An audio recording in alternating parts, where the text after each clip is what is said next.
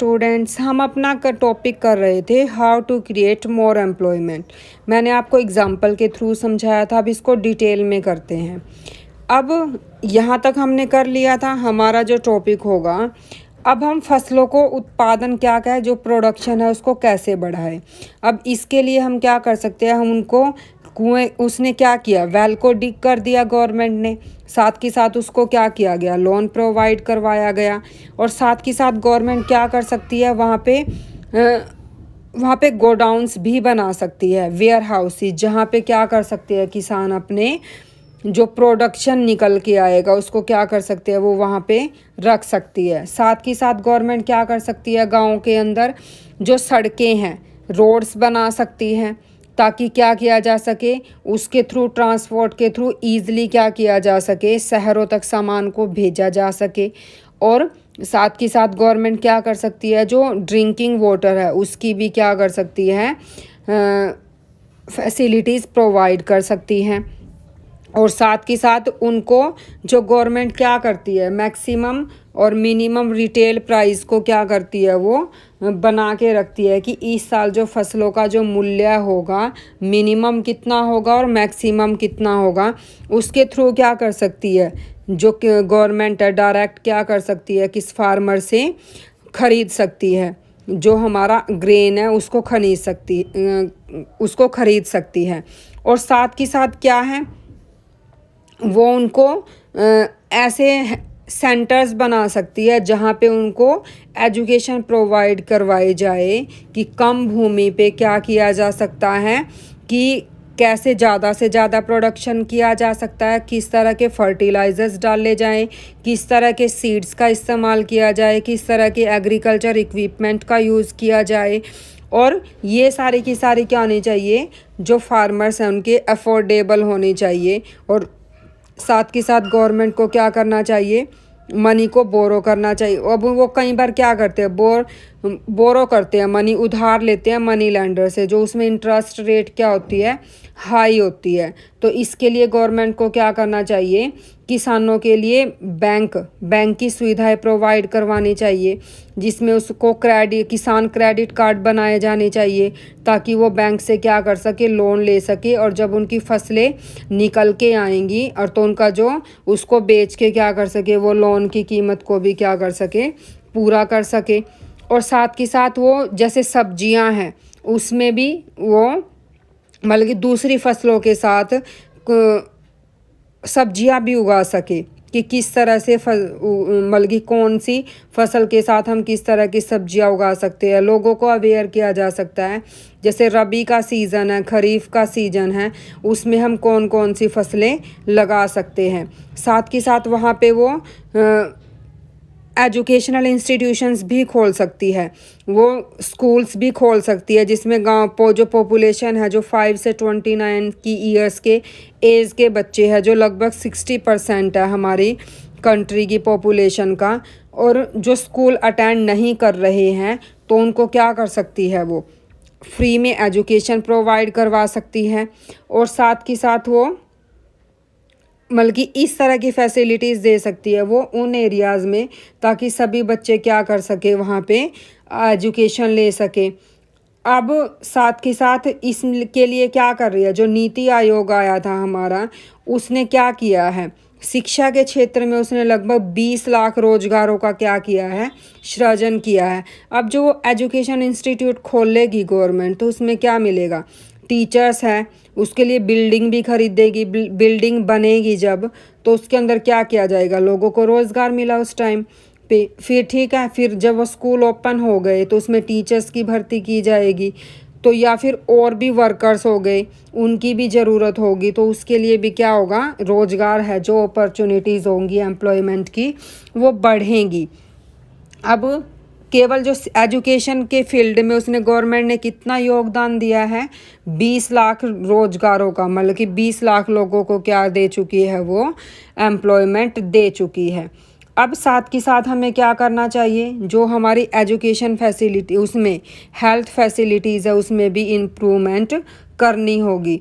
इसके लिए हमें क्या करना होगा, जो रूरल एरियाज़ है हमारे, वहाँ पे क्या किया जाएंगे, हेल्थ सेंटर्स खोले जाएंगे या फिर सर्वे किया जाएगा कि मतलब कि डॉक्टर जो नर्सें हैं या फिर हेल्थ वर्कर्स है वो क्या करेंगे, गाँव में जाएंगे, उनका फ्री में क्या किया जाएगा, हेल्थ चेकअप किया जाएगा और वो अपने आप को कैसे हेल्दी रख सकते हैं उनको तरीके बताए जाएंगे। और साथ के साथ वो क्या कर सकती हैं, जो रीज़न है किसी भी एरिया में वो लोगों को कैसे रोज़गार दे सकती है, हम उस एरिया में क्या कर सकते हैं, अगर टूरिज़्म के लिए कुछ अट्रैक्टिव चीज़ है हम वहाँ पे टूरिज़्म को अट्रैक्ट कर सकते हैं। जो उसकी रीजनल क्राफ्ट है उसके लिए मेले भी लगाए जा सकते हैं, जैसे कि जो सूरज कुंड मेला लगता है वो हमारा किस लिए लगता है, वो क्राफ्ट मेला ही बोला जाता है उसको। तो इसके थ्रू मतलब कि इस तरह की हम एक्टिविटीज़ करके क्या कर सकते हैं, एम्प्लॉयमेंट को बढ़ा सकते हैं। और इसके लिए गवर्नमेंट क्या लेके आएगी, प्लानिंग करेगी और लोगों का सपोर्ट भी करेगी। और साथ के साथ देखा होगा कि जो हमारे लीडर्स हैं, जो हमारे एक्टर्स हैं, वो भी क्या कर रहे हैं, टूरिज़्म को प्रमोट कर रहे हैं। क्योंकि जब ज़्यादा से ज़्यादा लोग हमारी कंट्री में घूमने के लिए आएंगे तो हमें क्या मिलेगा, एक तरह से रोज़गार मिला है, हमारी इनकम क्या होगी, बढ़ेगी। अब साथ के साथ गवर्नमेंट क्या कर रही है, जो सेंटर गवर्नमेंट भी है उसने भी लगभग 625 जो डिस्ट्रिक्ट है इंडिया की उसमें राइट टू वर्क के प्रोग्राम शुरू कर रही हैं कि जिन लोगों को पूरा साल काम ही नहीं मिलता है, जो खाली बैठे रहते हैं लेकिन वो काम करने के इच्छुक हैं, काम करना चाहते हैं, उसके लिए भी एक कानून बनाया गया, राइट टू वर्क। अब इसको क्या बोला जाता है, Mahatma Gandhi national rural employment guarantee act बोला जाता है। और ये कब शुरू हुआ, 2005 में, जिसको मनरेगा भी बोलते हैं। और ये उन सभी लोगों को काम देता है जो काम करने के लिए क्या है, उनको ज़रूरत है और वो एबल भी है उसके। और इसमें क्या दिया जाएगा, पूरे साल के अंदर 100 डेज़ को काम देने की गारंटी दी जाती है कि 100 दिनों का उनको काम दिया ही जाएगा। अगर मान लीजिए वो 100 दिनों का काम देने में सक्सेसफुल नहीं रहती है तो इसके लिए उनको अनएम्प्लॉयमेंट अलाउंस, बेरोज़गारी भत्ता दिया जाएगा। और साथ ही साथ ये क्या हेल्प करती हैं कि मतलब कि लोगों का जो काम है जो फ्यूचर में हेल्प करेगा उसको क्या की जाएगी, प्रेफरेंस दी जाएगी इस एक्ट के अंडर में। जो हमारा नेक्स्ट टॉपिक है वो है हमारा division of sectors as organised and unorganised. अब हम इसमें जो करेंगे कि जो सेक्टर की डिवीज़न की गई थी, ऑर्गेनाइज सेक्टर और अनऑर्गेनाइज्ड। ऑर्गेनाइज सेक्टर का मतलब है कि जिसमें हमें एम्प्लॉयमेंट क्या मिलेगा, रेगुलर मिलेगा, वो एश्योर्ड भी होगा, मतलब कि हमें कितना काम करना है, कितने बजे तक काम करना है। इसके रूल्स और रेगुलेशन भी फिक्स होंगे। और कौन बनाएगा इसके रूल और रेगुलेशन, गवर्नमेंट रजिस्टर्ड करेगी।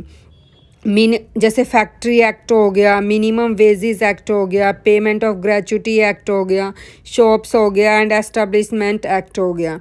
ये सारे के सारे किसके अंदर आएंगे, ऑर्गेनाइज सेक्टर के अंदर आएंगे। ये क्या है, एक फॉर्मल प्रोसेस है और एक प्रोसीजर है।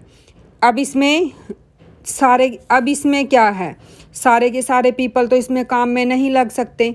कुछ क्या करते हैं ऑर्गेनाइज सेक्टर में, खुद भी अपने काम करते हैं, वो अपने आप को रजिस्टर करवा लेते हैं गवर्नमेंट से और गवर्नमेंट के रूल और जो रेगुलेशंस है फॉलो करते हैं।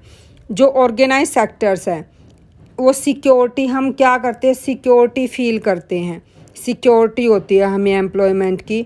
हमें पता होता है कि हम जितना काम करेंगे, जितने हावर हमारे लिए फ़िक्स है, तो हमारी वेजेस भी क्या है, फ़िक्स है। अगर हम ओवर टाइम काम करते हैं तो उसके लिए हमें पेड किया जाएगा।